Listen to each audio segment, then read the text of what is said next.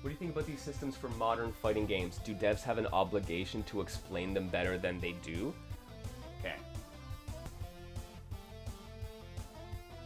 Guilty Gear developers, do not, under any circumstances, hide information from the players because you are worried is going to be too overwhelming, and then include a combo counter that overwhelms literally the entire screen. I hate that their response to people saying, hey, you know, in the Guilty Gear demo, there's like not really any tutorial information, and you go into the tutorial and it tells you like 2 things, how to walk and maybe how to block, and then it explains nothing else. Don't hide the risk gauge because you're worried it's going to overwhelm your players. You need to give people the information that they need to succeed at playing your game. So I 100% think all developers need to have clear, concise visual design for what's going on. That is getting so much better. You look at games like Merfight that have great visual cues as to what's happening. You have stuff like Fantasy Strike, which has visual indicators for how positive, negative, for what kind of state people are in. They're all consistent across the game. These are things that all developers need to start incorporating into their fighting games, and it frustrates me so much when a player asks for more information and to teach me how to play the game.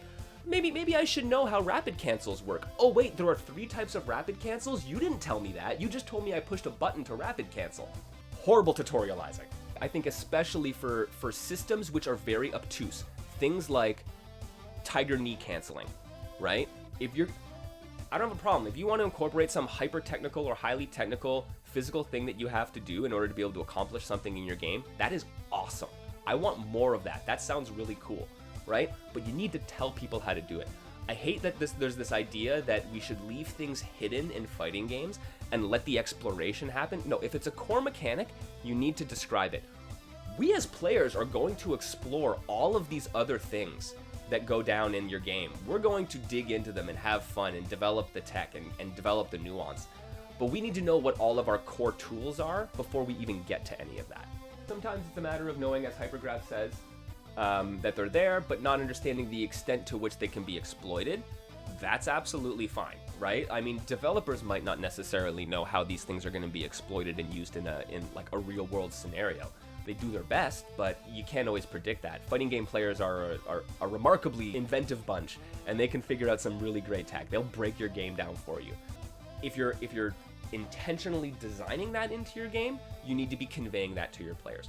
There's stuff that'll pop up later on. You look at TAC Infinites, you know, the Team Aerial Combo Infinites in Marvel vs. Capcom 3. That wasn't an intentional game design thing. That is something that they may have known about, but I might say they didn't know about it.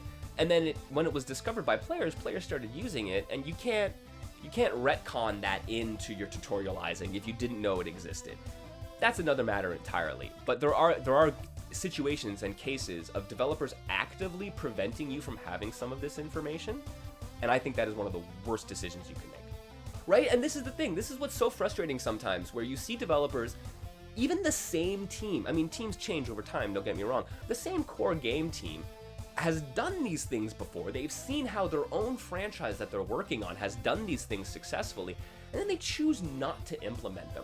The fact that Capcom was like, hey, we have a rollback implementation for MVCI that actually kind of sort of works, and then chose not to use it for other games, that they rewrote all of the Marvel vs. Capcom 3 UI without adopting anything from Street Fighter 4, that seems like such a waste to me. And that's a weird development thing that doesn't always, it's hard to work out. There's like an institutional bias to creating your own stuff.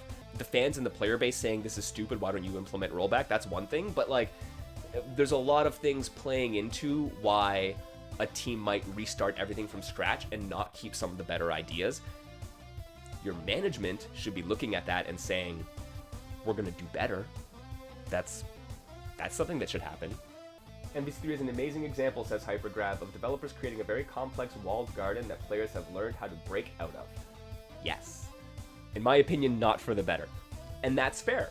Sometimes the way these things develop in fighting games, I did a whole video on the concept of potential limiters, which is something that a developer might put into place in a game to intentionally prevent some of these wild things that can happen and these wild techniques that can take place in fighting games from happening, right? Limit the damage, limit the combo potential. You have spin outs and hit stun decay and damage scaling and the gut system. It's a whole bunch of stuff, right? And then Marvel vs. Capcom 3 is actually one that I use as an example. You're right, the players broke out of that. They used the potential limiter to break all limits that could potentially have prevented them from destroying the game on that level. And a lot of players don't like how that played out. And that is totally fair. Sometimes the way a game develops is not how you want it, and you end up backing out of it.